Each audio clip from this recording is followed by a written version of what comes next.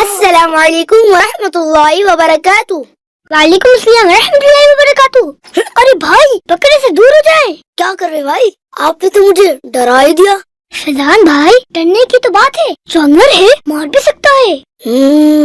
جزاک اللہ خیرہ۔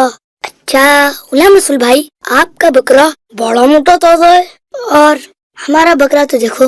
ارے بھائی ایسے نہیں بولتے، آپ کے پاس بکرا تو ہے، کتنے ایسے بچے ہوتے ہیں جن کے ابو کے پاس بکرا لانے کے پیسے بھی نہیں ہوتے۔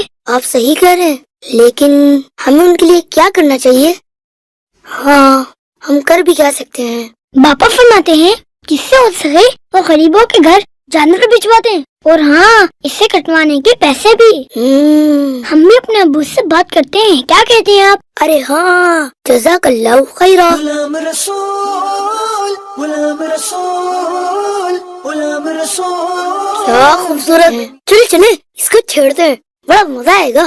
نہیں نہیں ہرگز نہیں، ایسا مت کریں، یہ تو اللہ کی راہ میں قربان ہونے والا جانور ہے اور ہمیں اس کا احترام کرنا چاہیے، کیونکہ جانوروں کو بلا وجہ تکلیف دینے سے اللہ تعالیٰ ناراض ہوتا ہے اور اس کو سخت ناپسند کرتا ہے۔ انشاءاللہ میں احتیاط کروں۔ پیارے مدنی منو، گوشت ضرور کھائیے گا مگر احتیاط سے۔ Allah who is Ar-Rahman, who is Al-Mannan, La ilaha illallah Muhammadur